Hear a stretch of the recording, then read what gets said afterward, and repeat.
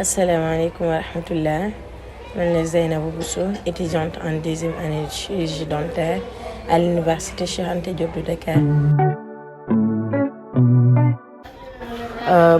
Man 2012 laa dem école mais laa commencé en classe de CM1. Au début xawoon na difficile pour man parce que avant arabe rek laa doon jàng français bi je me débrouillais un peu mais c'était pas trop ça. Foofu laa jàngee bi ma fa passé 1 an ba ñëw CM2 c'était plus abordable pour moi parce que voilà xawoon naa évoluer ci français bi et tout. C'était difficile en classe de CM1 parce que affaire yi vu que français ak arabe ñoo tolloo woon voilà et vu que xaw ma ci woon lu bëri je savais juste écrire mais même mes écrits xawoon na métti ci man mais voilà avec le temps je me suis débrouillée amélioré naa et tout donc en classe de CM1 j'étais quand même voilà sama niveau haussé na un peu et j'ai eu mon CFEE là-bas. Fa laa passé aussi sama collège fa laa jàngee 6e ba am fa BFM bi ñu amee BFM ci la ñuy créé lycée bi nekk Xayra lycée Serigne Moustapha Fallilou foofu lañ jàngee ba am bac. ñi remercier aussi Serigne Fallou Bousso au passage parce que dimbali nañu trop bi ñu amee BFM mënoon nañu bàyyi ñu dem continuer ci école français parce qu'on avait quand même le niveau parce que voilà français classique lañ doon def en même temps que ñu doon def arabe ak enseignement religieux mais dañu créer lycée bi de un parce que bëgguñu woon ñu disperser wu vu qu'on s'est déjà habitué bëggoon nañ tamit ñu conserver suñu niveau bi nga xam ne amoon nañ ko non seulement ci arabe bi mais ni ñu doon jàngalee diine on n'aurait pas trouvé pareil feneen. On aurait pu trouver l'arabe dans certains lycées évidemment ak français bi mais ça serait pas pareil du tout donc voilà ci lañ jàngee ba am suñu bac avec des séries S2 série L voilà et on est la première promotion sortante du lycée Serigne Moustapha Fallilou. Bon, j'étais un peu terrible à l'école. Dama xawoon bëri dugg bëri solo mais c'était quand même dans le cadre du fun. Mais en même temps dama doon participer classe yu bëri. J'étais pas du genre à rester sage dans son coin et tout. Dama bëri woon lu may interagir dans les cours mu nekk n'importe quel cours nag bu ñu doon am xëy na loolu moo tax ma xaw a kii et loolu moo ça m'a valu aussi le surnom de terrible. ci sama prof français bi ma yoroon seconde et jusqu'à présent aussi. C'est toute une histoire. Bon, filière bi on peut dire que c'était vraiment hasardeux parce que man jusqu'à may am bac je me disais tellement que voilà tout ce qui touche la médecine c'est non j'étais vraiment catégorique xaw ma woon lan laa bëgg def vraiment mais je me disais que non à la médecine. Voilà mais bi ma ñëwee ba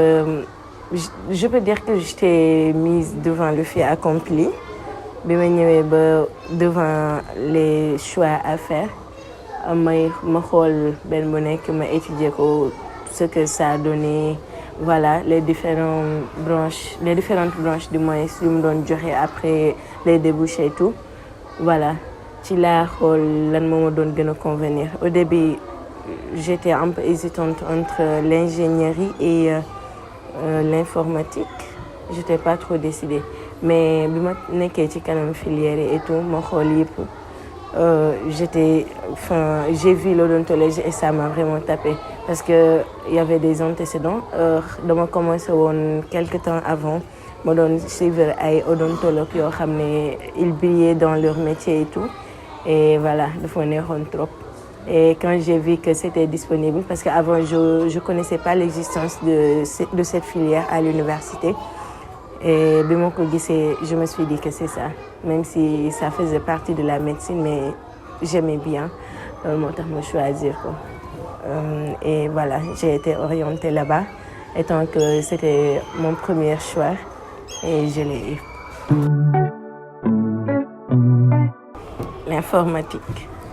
L'informatique laa bëggoon trop ba bi may def samay choix maa ngi nekkoon di def ay recherche ci ay informatique wala peut-être même si ça devait pas être à l'université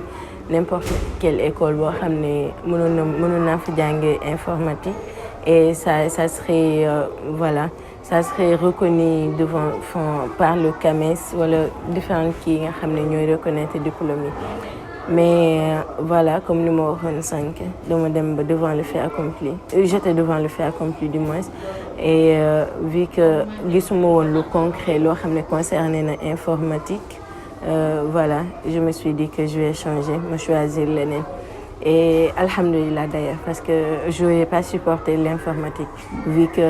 ce que j'en connais pour le moment, je n'aurais pas supporté. Heureusement que je ne l'ai pas choisi finalement. Bon, sama conseil bu njëkk pour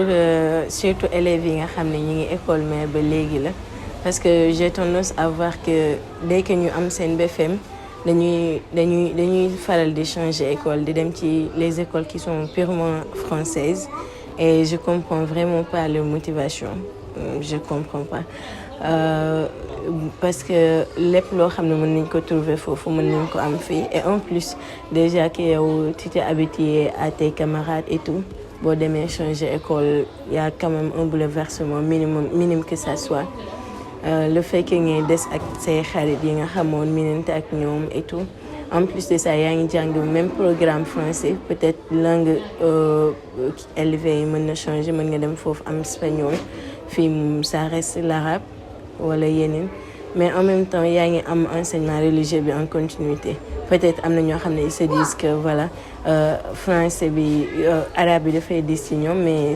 je trouve pas que c'est un problème parce que loo mën a supporter bi ngay def surtout collège bi nga xam ne foofu la gënoon dis vu que 50-50 la woon ñaari ñoo tolloo woon boo ko mënee supporter ba am fa BFEM je me dis que voilà le reste c'est quand même gérable parce que lycée bi surtout les scientifiques même les littéraires arabe bi c'est pas trop voilà nekkul loo xam ne mën na la enfreindre ci say continuité étude wala mën na la jafeel ba yàqal la leneen du coup voilà c'est surtout pour eux et aussi ñuy jéem a suivre ñi nga xam ne jóge nañ fa ci exemple bu baax xëy na voilà je suis pas la meilleure pour donner des conseils mais quand même du peu que je connais de nos profs ak suñu proviseur suñu directeur et tout xam naa ne ñi ngi def le tout pour dimbali ñu di ko li ma leen di conseiller mooy ñu gën a am respect ci ñoom xam ne lépp loo xam ne bëgg nañ ko ci ñoom mën nañ ko amee dans le respect ñu bañ a jàpp comme yenn genre comportement yi nga xam ne dañ koy faral di détecter ci yeneen écoles yi nga xam ne xëy na base bi nekkul éducation mais jàng rek dem kenn ku nekk dem sa yoon mais et c'est pas la même chose parce que bi ñu ñëw fii non seulement c'était pour apprendre mais aussi pour être éduqué donc il ne faut pas perdre cet aspect-là. Bon damay terminer sant déjà le directeur Serigne Fallou Bousso Assane le proviseur Serigne Bassirou Gueye mi nga xam ne moo yor lycée bi ak tamit suñu prof yi nga xam ne encadré ñu depuis bi ñu commencé primaire ba ni ñu amee suñu bac prof yëpp muy ñu arabe yi français anglais yëpp parce que voilà ils n'ont ménagé aucun effort pour notre réussite donc voilà le minimum lu ñu mën a def mooy remercier leen parce qu'on peut pas plus malheureusement et voilà ak tamit encourager encore ñi nga xam ne ñoo nekk ci yoon bi xëy na jeexalaguñ seen kii ñu gën a accroché wu bu baax xam ne études yi voilà c'est très intéressant c'est très important pour ñoom ñu def le tout mais comme ni ma leen wax sànq dans le respect parce que lu ñu gën a respecté seeni prof lay gën a am ci ñoom xam-xam day gën a barke te voilà du leen yàqal dara en même temps nekkul que ne boo suufelee sa bopp devant ton prof voilà da nga inférieur ci moom wala dara mais c'est juste que da ngay xam ne sa kilifa la comme ni nga bàyyi say parents sa kër et voilà daf lay jariñ rek mais du loolu mukk et voilà je pense que c'était tout et je vous remercie aussi ci seen interview bi et voilà